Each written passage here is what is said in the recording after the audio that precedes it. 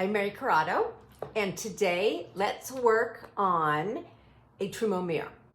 I want to use some silver leaf and put it under some cracked gesso and some milk paint. And we will do that using Amy Howard's One Step Bauhaus Buff, which I've already coated one coat on here. I am then going to be using cracked gesso. I will show you how to put that on, how to mix it, how to apply it. And then Toscana milk paint in Scandinavian gray. To get started, you want to paint one coat of your one-step paint. I did one coat of Bauhaus Buff. It's ready now to accept, believe it or not, we are going to be gilding. So I'm going to start to paint where I want to apply my silver leaf. Okay, this is the next step in this process, because what we do is we apply the silver leaf, and then when we apply everything on top, we wear it back so the silver leaf shows, but it's not super prominent. So let's give it a shot, see what we think, and let's just have fun playing with it. Okay, so for your silver leaf, you need Gilding Size, which is a white glue-like substance that you paint wherever you want your leaf to be applied. So let me scoot this down. Hopefully you can see this well. And what you do is you just paint it on. It's pretty simple. Just takes a little bit of time. Just be careful where you apply it. You will apply it where you want it. And the good thing about the Gilding Size, you will know where you have applied it because it dries shiny, which is great. You have about a 45-minute lead time. If you are working on a large piece, I recommend you painting the Gilding Size just in relatively small sections. You never want to put your leaf on before it has come to tack, because if you do, the Gilding Size actually will never dry underneath and you will not be happy with your end result. Don't really want it to puddle, so I'm going to go back and make sure I don't have big puddles anywhere. Make sure this comes to tack. You can always fan it a little bit. We are just about ready. Here's the silver leaf. As you can see, you don't want to work with it around a fan. But now that this is ready to go, what you want to do, I'm going to take the whole book and I'm just going to peel back the first page. I'm going to continue to hold. I'm not going to peel this all the way back because I want to be able to hold this leaf to control it. And I am going to flip it over and try and burnish it down as we go. So I am burnishing it down. I'm going to pull this off.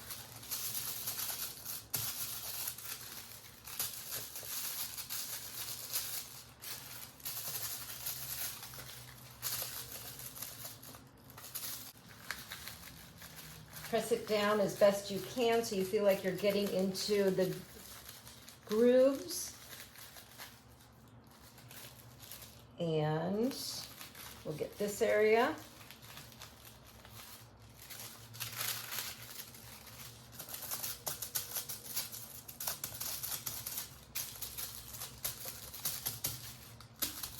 Let me brush this off.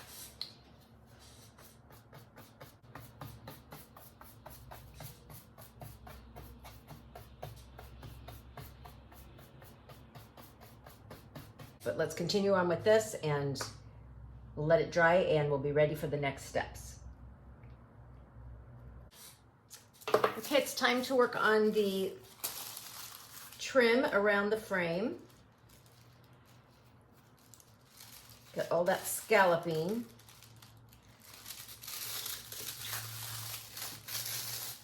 Same process, just lay it down.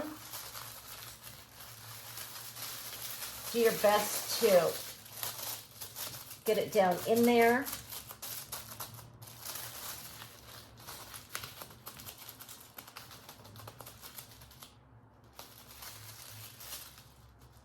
And lift up. Lay it in there. Lift up.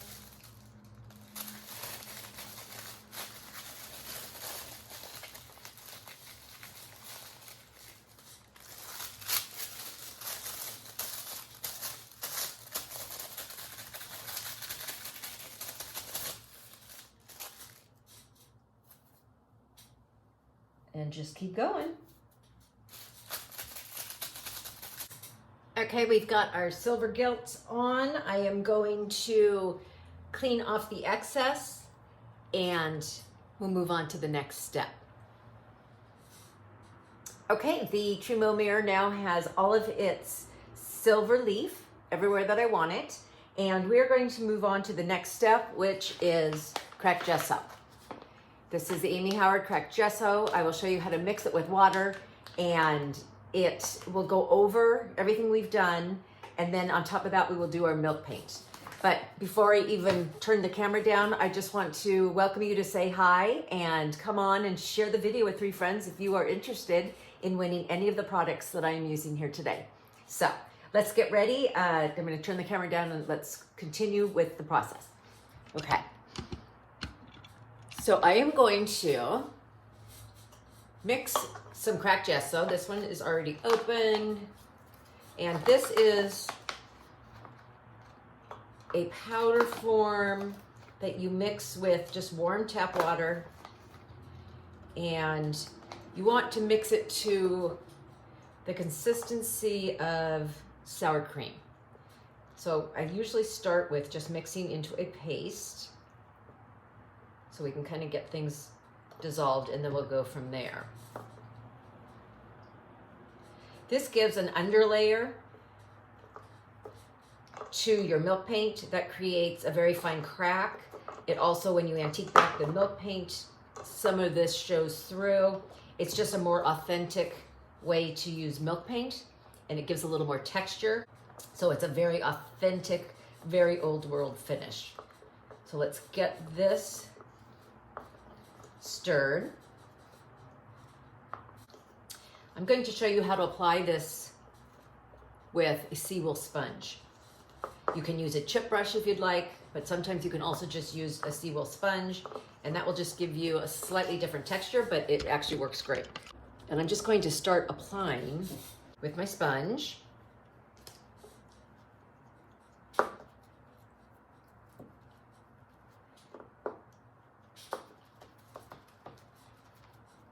You just want to move it around.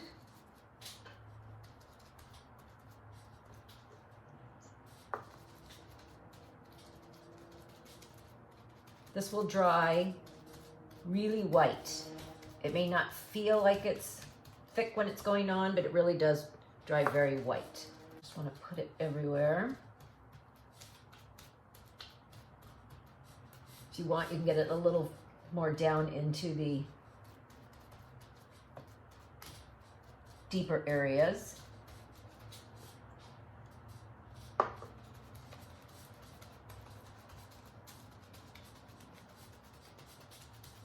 We're going to want this to dry fully before we add our milk paint.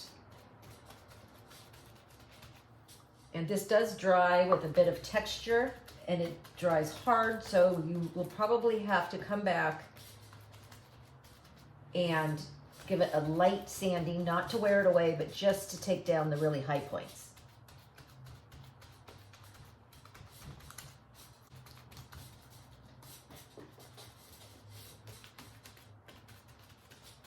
And as you can see, I'm going straight over all the gilding. going to continue to put it on. Let's let it dry. I'll come back when it's dry and we can go from there. Things are still drying, but I wanted to show you kind of the texture as it dries. It's not a brushed on, it's just a little more mottled effect. See if I can lift that without. But it is starting to dry up, and as soon as this is fully dried, then we will come back with our color on top. As things are drying, I'm going to show you how to mix up our milk paint. And I have already mixed the Scandinavian gray that I want to put around the edge. And I am going to mix a little tiny bit of our Central Park because I want to highlight the area around the carving. What you do is you want to get a container, some tap water, and something to stir with. And we're not going to need a lot, so we're just going to do 1 part milk paint to 1 part tap water, and just start to mix. This I like to make into a paste also to start, just to incorporate all the dry ingredients.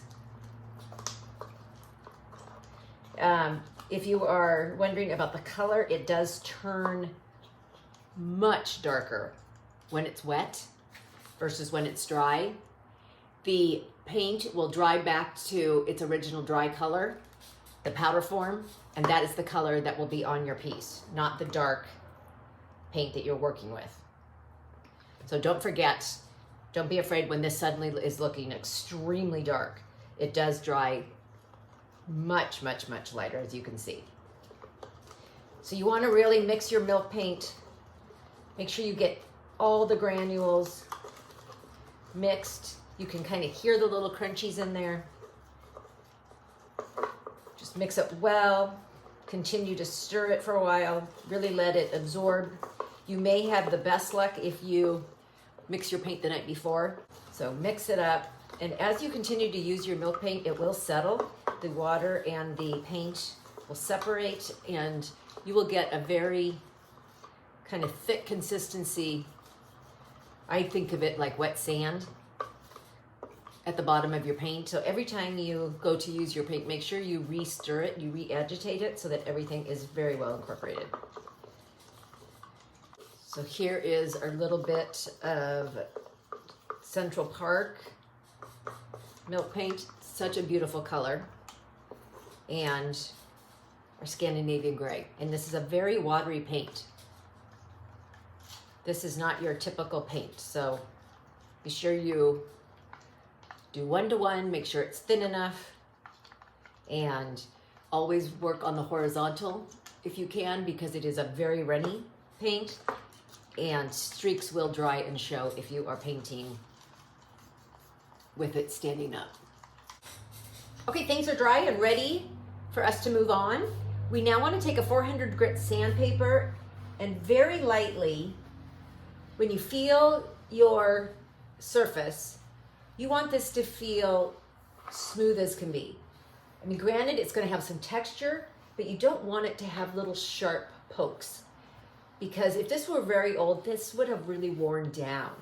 Now, we don't want to take off the texture, but we want it to just not feel quite so rough.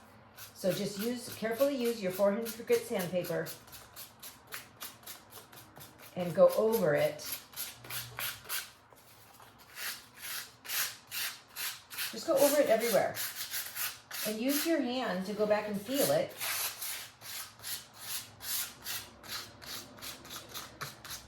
And see how it feels. Okay, let's go in and start putting our milk paint on. Give it a good stir. I'm going to apply the Scandinavian gray with my damp seawool sponge. You can wear gloves if you feel like you need to. You don't have to, just kind of get it pretty saturated and just start to apply.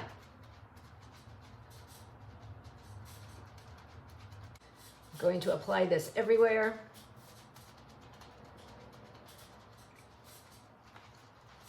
turn my sponge as we go.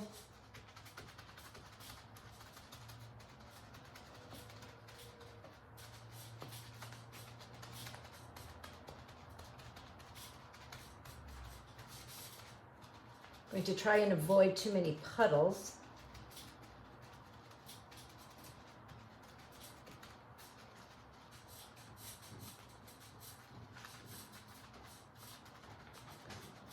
You do want 100% coverage. This is not going to be a dark color, so it's actually going to dry quite a bit lighter, which I love. But just get in there and get things covered. Now you can see how much lighter it is dried. You don't want to judge the piece before you give it time to dry, because it really does look completely different in each stage of the process. So I would love to add a little bit of a background color just on this piece. And so what I'm going to do is take my Central Park that I've already mixed. I am going to take a couple of art brushes, and I'm going to just paint this Central Park milk paint just in the background here. I don't want to put it everywhere because I really do just want it to kind of highlight the carving. I just want it to be the background. So just use your artist brush, just paint on like any other paint. It absorbs into it pretty quickly. And again, this will dry much, much lighter. But this is a nice way you can layer your paints. So I will continue to paint this. Then we will move on to, once this is dried, we will work on our antiquing with Amy Howard's Antiquing Glaze. And we will really start to see this come to life. Love it. It's looking so pretty. Okay.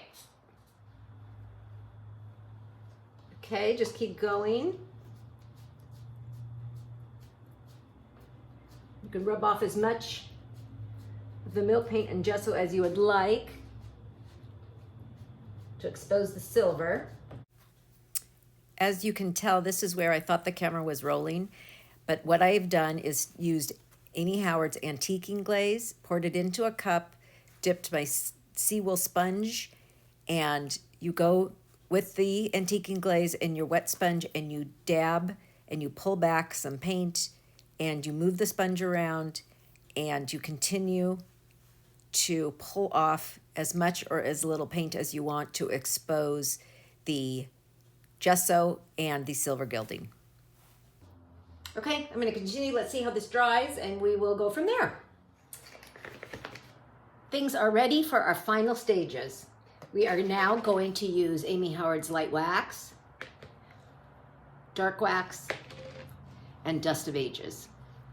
Okay, so you always want a separate brush for each one. These are all 3 clean chippy brushes.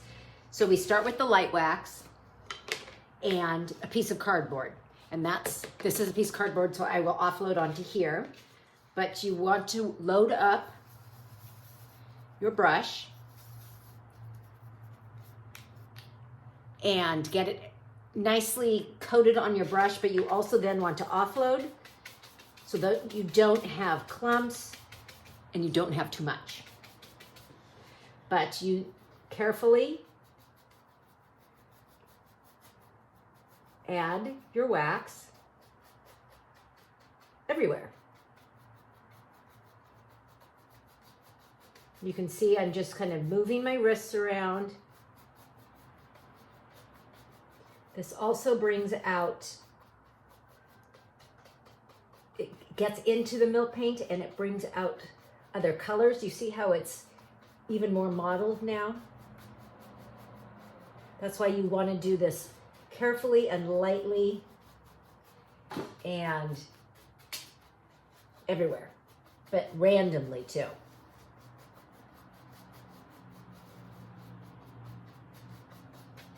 The light wax will protect the paint,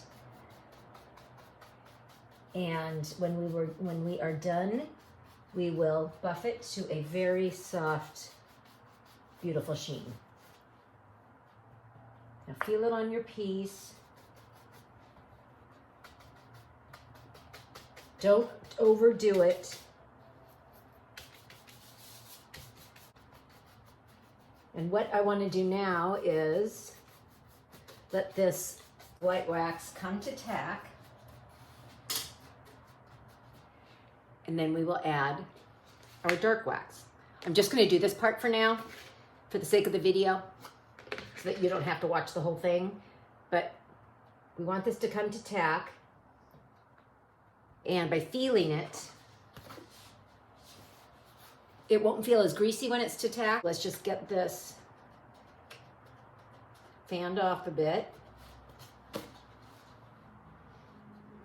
And next we're going to add the dark wax, and the dark wax is to antique it a bit. It's not to be overused, but it's to add where it naturally would maybe get a little bit dirtier, kind of in the corners, a little bit of the highlights. It's just a light touch of dark. And you want about 20%, 10 to 20% of the dark wax on your piece. So this one you really want to start carefully. Go back and add more when you are, if you feel that it needs it. But it does add a lot. So if you use it, you will love it. Okay, let's see how this feels. It feels pretty good. Okay. With a clean brush, load up, offload,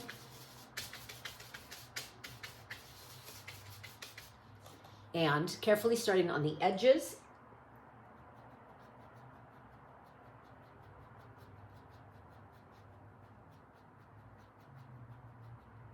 add your wax.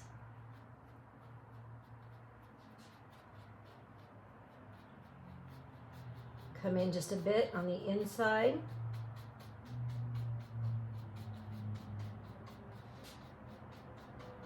But I'm getting the edges versus inside this scalloping or that kind of thing.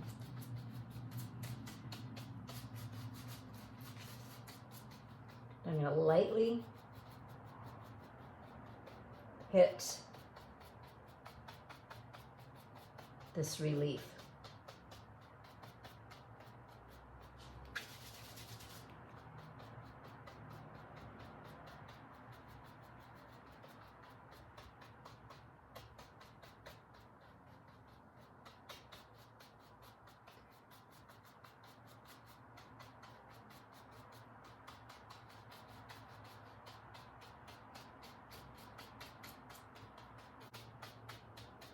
Just going to hit a little tiny bit in the corners.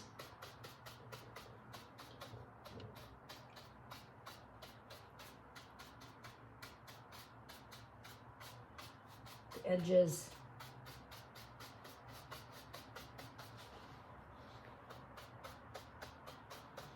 Okay, now we're going to let the dust do the final antiquing, and then I will try and hold this up as best I can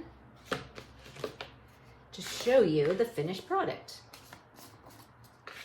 Here's the Dust of Ages. I normally have a bigger container, but it's not with me today, so I'm just going to use my small container, pour some out, and you go over your piece.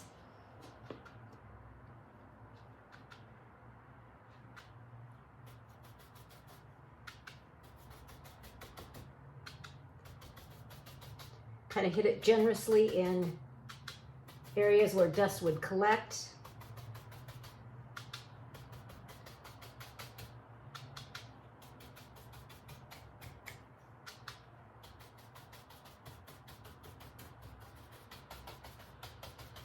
It also works beautifully with the wax once you buff it. So don't be afraid to really put it everywhere. Dust works great, especially on really highly carved pieces.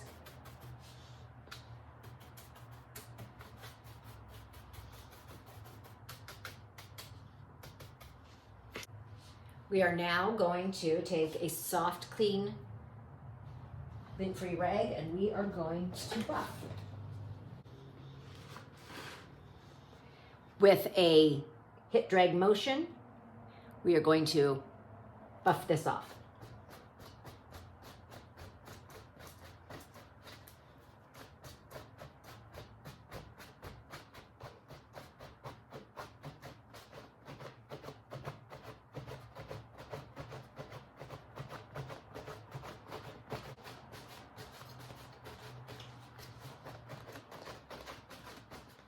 This is always so beautiful in person. The camera doesn't always pick up the subtleties of it. But I'm going to hold this up and hopefully you can see all the depth of color, all the layering, that little bit of dirt that's in there that makes it look old. Let me see if I can't drop my camera a bit.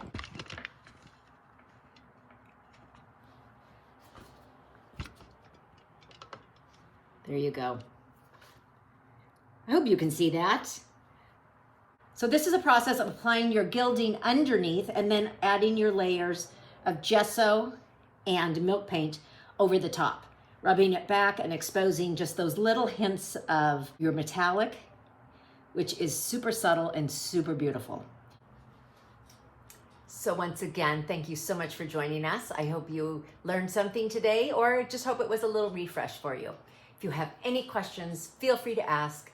We would love to hear from you, and we are happy to answer any questions or just say hi. So thanks so much, and we will see you next time. Bye-bye.